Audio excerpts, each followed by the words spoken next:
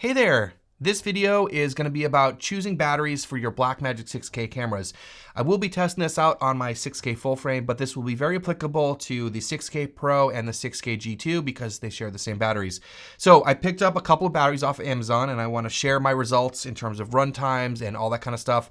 I also want to explain some of the calculations for batteries in general and explain some of the specifications so you understand what you're looking for when you're shopping for batteries, not only for internal batteries, but for external batteries as well. I also want to share my results about what I've concluded about the power draw of the Blackmagic 6K full frame, and I definitely had some interesting findings, so I can't wait to share those with you. Now, before we get into the runtime tests and my results for these batteries, I want to talk for a moment about batteries in general and talk about the specifications and numbers, because when you look at a battery, it can be a little bit confusing. Now, there are three numbers that are usually on a battery, but what you want to pay most attention to is the watt-hour rating. So this battery in particular here, this has 7.4 volts, that's the voltage, 3,500 milliamp hours, that's the amount of amperage, and 25.9 watt hours, that's the amount of power. We are interested in how much power the battery has. So more watt hours will allow whatever device you're powering to run longer. Now, a lot of people look at the milliamp hours, which is fine if all of the batteries that you're comparing have the same voltage. But you'll see that all three of these are actually rated slightly different in terms of the voltage. Now, you need to have enough voltage to run whatever camera or device that you're using. These all have enough, but they're all rated at slightly different voltages, so you can't really compare the milliamp hours. We're interested in how much power or watt hours is in the battery, because power is equal to voltage times current, or volts times amps. So if the voltage changes a little bit and the amperage changes a little bit, we really need to be able to compare the power, and that's how you can compare apples to apples. So when you see the H on the end of the units, right, watt hours, that means that it's how many watts it can run for 1 hour. So for example, if you have a 100-watt battery, it's gonna run at 100 watts for 1 hour, or 50 watts for 2 hours, or 25 watts for 4 hours, etc. You just multiply the watts by hours to get watt hours. So a great example of this would be something like this. This is my small rig 99 watt hour battery. I've talked about this so many times on the channel. I absolutely love these batteries. And so for example, if we just round this to 100 watt hours, this is exactly what I was just talking about. It would run at 100 watts for an hour, 50 watts for 2 hours, 25 watts for 4 hours, etc. Remember, you multiply the watts by the hours to get the watt hours. So there are a lot of third-party options for batteries on Amazon and elsewhere to use in your Blackmagic cameras, but these are the ones I'm going to talk about. First of all, this one here, this is the battery that comes with the camera. This is the Blackmagic one. We also have this one, is made by Caster. It has a little bit higher of a rating. And then this one is from a brand called Newer. It's spelled Newer, but I think it's actually pronounced Newer. Very confusing. But let's talk about some of the specifications with these batteries. Okay, so first of all, the Blackmagic battery, that's listed as an NPF 570, 7.27 volts, 3350 milliamp hours, and 24.35 watt hours. Then we have the Caster, which is listed as an NPF 580 at 7.4 volts, 3,500 milliamp hours, and 25.9 watt hours. So more power than the Blackmagic battery. So this will be interesting to see if it outperforms the Blackmagic battery. And then we have the Newer battery, the NPF 550, 7.2 volts, much lower rating at 2,600 milliamp hours and 18.7 watt hours. So these are the batteries that I'm gonna compare in this video. And as I said, there's some interesting results. So first of all, for the runtime test, I just want to give you the baseline on how I did this. I shot all of them in 24 frames per second in the 8:1 compression in B-RAW with the screen brightness set at 50%, and I charged all of the batteries with the same charger, which was the one that Blackmagic includes with the camera. First up is the Blackmagic battery, and it started at 8.1 volts. The red battery icon kicked in at around 46 minutes in, and it ran for a total of 70 minutes. The red battery icon kicked in with about 24 minutes left in the battery. Next is the Caster battery, and this one started a little bit lower at 8.0 volts, and the red icon kicked in at around 43 minutes and ran for a total of 62.5 minutes. And again, here, the red battery icon kicked in around 19.5 minutes left on the battery. Next is the Newer battery, and this one started at that lower 8.0 volts. The red icon kicked in at around 33 minutes in and ran for a total of 55 minutes, with the red battery icon kicking in with about 22 minutes left. Before we get onto the prices and my recommendations, I want to talk about one other thing, which I've been talking about a little bit already, is that the battery icon here. So this is how you will see how much battery life you have left on the camera. I don't love the way this is implemented because it's kind of vague. And what you saw in those runtime tests, it did show you the voltage, but that isn't always helpful. So there is an option looking at the manual, and it says if your battery supports percentage display, the battery icon shows the remaining battery level as a percentage and drains in 1% steps. I absolutely love when cameras show you a percentage so you can really see how much battery life you have left. Now with this camera, if you just touch the battery icon here, it will show you the voltage. But like the manual says, for certain batteries, it should show you the display in percentage. All three of these batteries, it does not do that, even the Blackmagic battery. So here it is, you can just see it toggling that on and off. It doesn't work for the Blackmagic battery. So I'm kind of curious which batteries it actually works for, because I thought maybe the Blackmagic battery, this would be a benefit over the third-party batteries, but like I said, it doesn't work on any of them.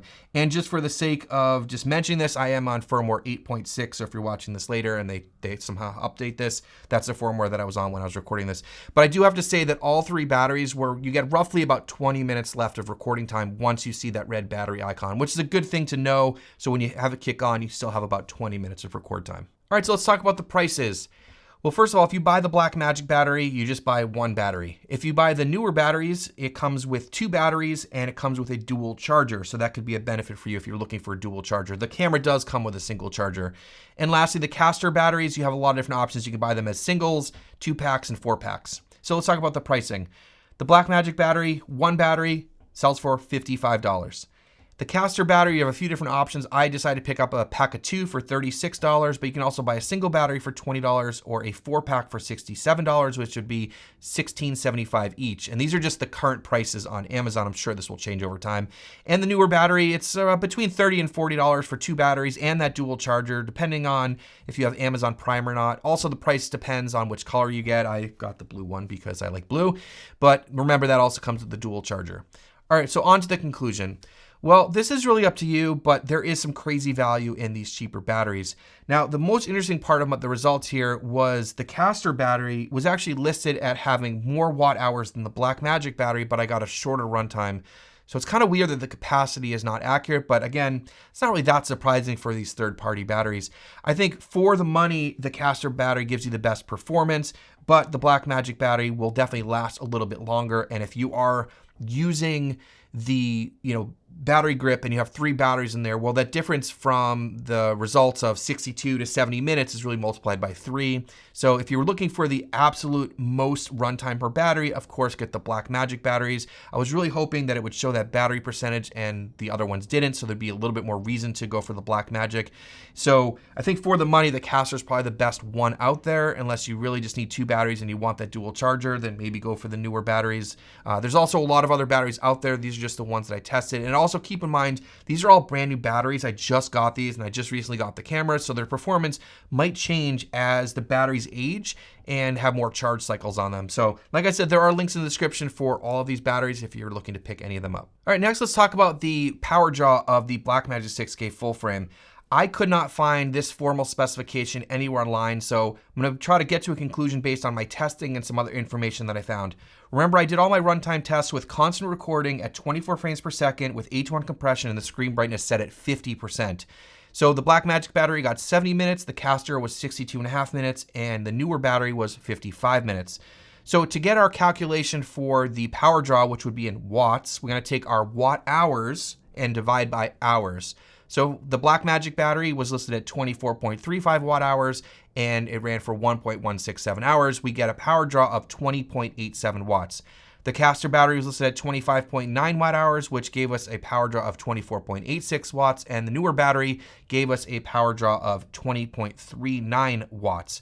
So something is definitely weird here because the camera should have the same power draw no matter which battery is being used. So I definitely think the outlier here is the Castor battery. And like I said earlier, I don't think the watt hour is as high as it's stated because we got less runtime on the Castor battery than we did on the Blackmagic battery, even though it has a higher watt hour rating.